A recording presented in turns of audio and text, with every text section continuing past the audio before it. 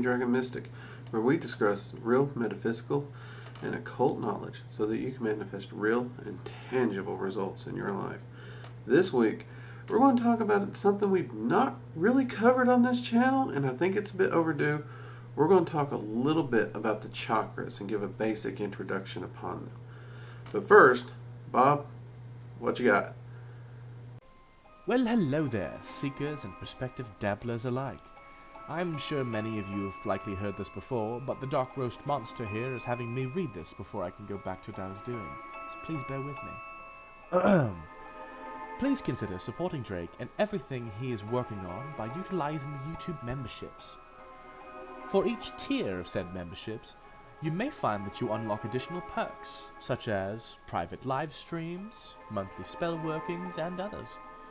Also, feel free to peruse some of our merchandise on our shop's page.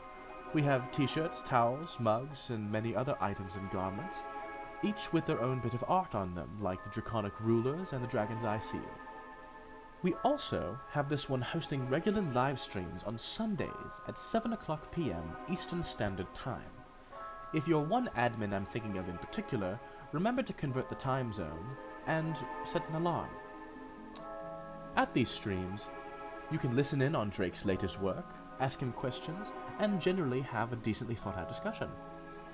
For those looking for a more long-term involvement with the community, others to talk shop with, or peers to learn and develop alongside, please check out our community on Guilded. There, you'll find a variety of different people and different cultures and practices, and in one of the admin's case, a wonderful use of the mute button. I mean, the blonde one just, when he goes on a rant, he just goes, and doesn't stop. I mean, does he ever shut... What? Oh, okay, fine. On topic.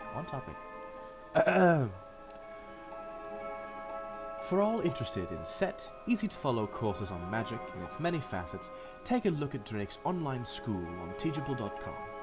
Here, he hosts a steadily growing roster of courses on different topics of magic. If you find that you don't see something that you're looking for, let us know. We'll try to find it or incorporate it in the future. From beginner to learned adept, all should find something that they didn't know prior. Links for everything I've mentioned in the description below. Okay, so the chakras, an energy map.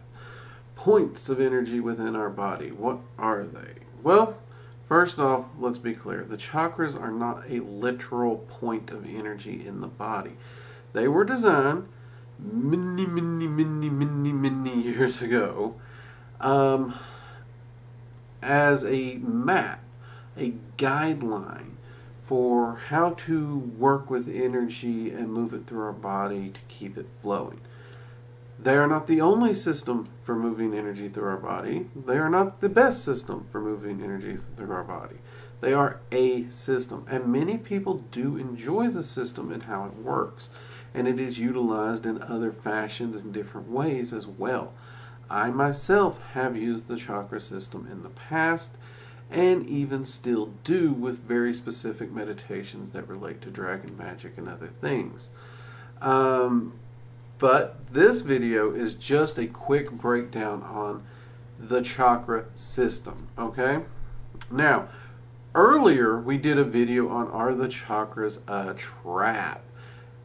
Because there has been a lot of conspiracy theories popping up out there, and I ain't got my tinfoil hat, but that's okay, about the chakras being created by modern day corporations to enslave humans. Look, that's far from the case, and if you have any questions on that, go check out the video. I talk about that. So for this one, let's just talk about the chakras, their meanings, their visual locations in the map. Again, the map. They're not literal points, okay? So, and we'll do this in ascending order, starting from the root chakra, which is usually how people will meditate on them. There is an argument for meditating top down, but the most common meditation people see is root up. So we're going to actually follow this video in that order, discussing the chakras. Alright, let's go and see if we can get through this. The first chakra is the root chakra. This one is at the base of the spine, right there where you sit down, your tailbone's on the ground, right there at the base. That's where this chakra point is supposed to be.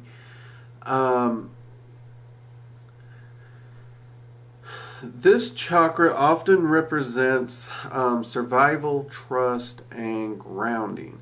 Now, this is a very important chakra, and I find a lot of people, especially in the modern world, their root chakra is all wonky because, well, modern people don't really have a real concept of the term survival. And because of that, our disconnection from our own well-being, our own survival, and our own self-sufficiency really does throw this one all out of whack, and it can affect us. One of the things that a lot of people will point out that working with your root chakra also helps you with grounding. If you're having issues with grounding, they will say root chakra work can improve your grounding. This is the reason the taproot grounding technique actually extends from the base of your spine. It's actually utilizing that chakra map to do so. The color of this chakra, the color associated with this chakra, is a deep red. Okay? All right, next we move to the second chakra, or the Sacral Chakra, which represents creativity, abundance, and sex. That is correct. Now, this chakra is located about the lower stomach, pelvis region is where they tell you to look, which is, right in this area down here. A lot of people get a little wonky when talking about this. Nothing to worry about there. This chakra deals with literally those things: our creativity, abundance in life, and yeah, things, issues dealing with energy, work, and or activities dealing in a sexual nature. Now, creativity and abundance, these are both things that I think most people like, especially the concept of abundance. But for artists and creative types, or even YouTube influencers, this is kind of important. Writer's block can be a bitch, but working with your sacral chakra, is a great way to bypass writer's block, or if you're doing abundance magic, to draw abundance of something to you. So consider that. All right, the next one, and I do have some notes here to keep me on track so I don't dilly-dally or go down too many rabbit trails and tangents, is the solar plexus chakra. This one is actually located right at the belly button. And it generally is viewed to represent power, vitality, and manifestation. Now, a lot of magicians really do put a lot of focus on this because of that manifestation and power.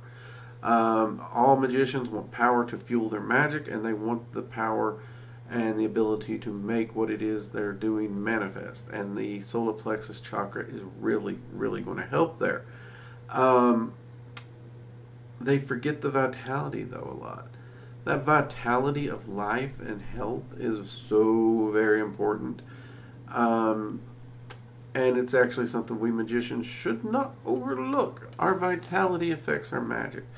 So keeping a good solar plexus chakra meditation is, or working with functioning and flowing, is good, which I'll explain that once we get through all these, what I mean by flowing.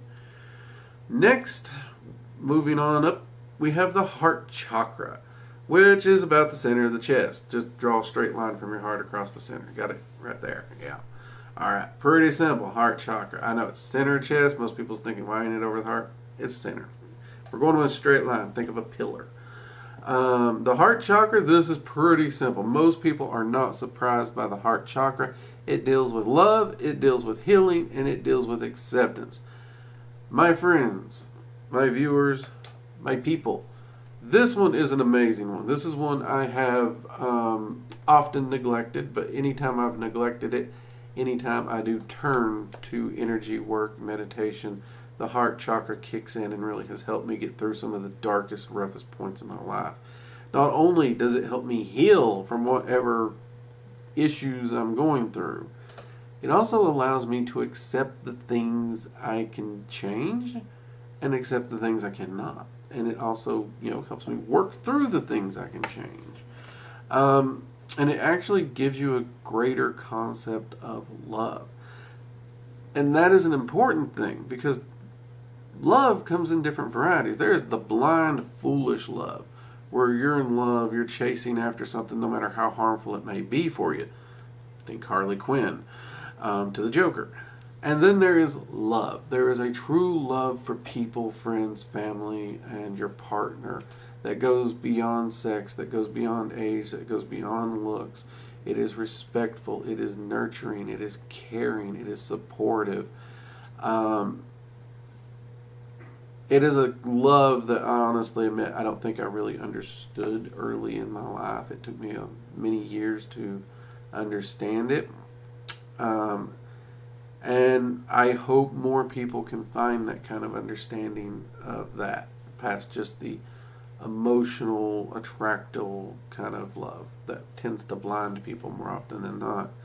But also magnificent, magnificent chakra to work with. Alright, next up we move to the throat chakra. You want to take a guess where that one's located? Right there in the throat. Bam. Throat check them, you know what I mean? Just kidding, don't do that. Throat chakra deals with expression and communication. Hands down, there's been many a times as a YouTube attempting mage here where I have utilized this. You guys have watched me in videos and in live streams stumble over my words and whatnot. And early in the channel, if you go back and watch the first videos, I was stiff as a board because of stage fright and I don't like cameras. Still am, but through magic, meditation, and other things, including utilization of the throat chakra and focusing on it, I have improved my ability to communicate and express myself on camera and in these videos. Always working to improve, always. And I think that's a very important thing. And I really do have to give credit to this one. It is, it's been a good one. And oh my God, I just realized we have not been doing the colors, have we? Okay. So we covered the root chakra as red. Remember that one? It was red. So first one, the root chakra, red. The second one, the sacral chakra, it's orange. The solar plexus chakra, the third one, going up, is yellow. The heart chakra, the fourth one, going up, is seen as green or pink. That one actually has two colors usually. Okay? And then we come to the throat chakra, the fifth chakra, which is usually seen as blue. Okay? Now, okay, true. Some people will call it very specifically like an azure blue. I have a very simple box of Crayolas in my head up here, so I don't deal with wonkier colors. But for those who aren't as simple-minded as me, azure blue might be the exact one you're looking for. I just call it blue, personally. That's just me. All right. Next, we move to the sixth chakra, the third eye chakra, which is located right here, not in my hat, but the center of my forehead. And it deals with awareness, intuition, and thought. If you're having any issues with clarity of thought, this is a good chakra to look at. If you're trying to expand your awareness and understanding of anything, this is also a great one to do. Anytime I have a conflict with a person and I'm attempting to become more aware and understanding of their point of view, I really do kind of turn to this chakra. And intuition, the ability to pick up on things and just kind of grasp concepts and knowledge and trust your gut. Also a great one to go into. This one, before we forget, this one is viewed as indigo. Okay, so it's that nice little indigo color for a lot of people. Very on the purple side, really. Okay, all right. Next and final, we get to the seventh chakra, the crown chakra, which is actually up here on the top of the head. Some people even say it's slightly above, but it's right here. Okay, and this chakra deals with the two vaguest of the concepts, but probably to many people, perhaps the most important, and that is spirituality and enlightenment. And the color of this one is either usually violet or white. I tend to use the white because violet's a little too close to purple. And I like nice distinctions between those colors, for me personally. The reason this is the vaguest is because when we talk about spirituality and enlightenment, let's be honest, everyone has a different opinion and a different outlook and a different view on what would equate spirituality, enlightenment, and the proper road for any human to take. Everybody's got opinions, and unfortunately too many people are trying to shove opinions down throats. Here at Working Dragon Mystic, we have a very simple standard. Does your practice yield results? Does it work for you? Are you manifesting and yielding the results you want in your life? If the answer to that question is yes, your practice is working and you keep doing what you're doing. If the answer is no, then we would suggest you do what we do and seek out answers and methods and techniques to improve your practice until you get to that point. We don't believe in one single true path to anything. Okay? We deal in results here. Clearly. That's it. Easy peasy. And when it comes to the chakras and enlightenment, it's the same thing. I truly believe that spirituality and enlightenment comes in many, many fashions. And that ultimately, the understanding of a person and their knowledge and their skill set through different incarnations, if you believe in incarnation, is how one masters oneself, leading to ascent, if ascent is a thing. I think it is. Some people don't. And I understand that. The crown chakra is also viewed as our link to the divine or the spiritual world. Some people view it that way. Hard to say. I mean, if we require a link to those realms, this could very well be it.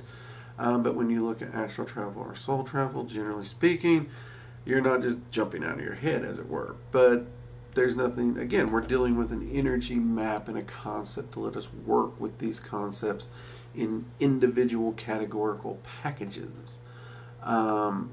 So it's a concept that is very, very valid and very, very useful. Now, what did I mean when I said working with them and keeping them flowing? Okay, well, generally the chakras are viewed as a system where each chakra is kind of like a little spinning energy disc or wheel, and each one is connected to the other. So think of a waterfall. So the water's coming down, it's hitting this spin wheel, it's coming down, hitting the next one, hitting the next one, hitting the next one, hitting the next one. So you have a complete system in which energy is flowing back and forth. Okay? Now, if a chakra becomes blocked or stunted or slowed, the whole system essentially starts getting out of balance and out of whack. Again, it is an energy map, so this is a concept. It's not a literal. But by focusing and working on that chakra and dealing with whatever issue you may have in that area, you get that energy system flowing efficiently again, and this optimizes energetic and physical health as well. And this is one of the reasons chakra meditations have been so popular, point blank, because your traditional basic chakra meditation, which will require us to do that video, is essentially pulling energy either up or down through all the chakras individually and getting them cleared up, moving, spinning, doing regular maintenance on them, and keeping that energy flow nice and balanced and clear.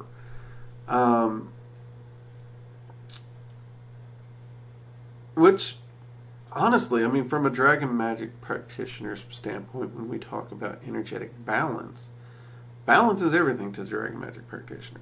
So when it comes to chakra meditations, knowing that it's all about a balance of that flow of energy through all the chakras, that makes perfect sense to me. It really does. Whether you use the chakra map or not, it does make perfect sense to me.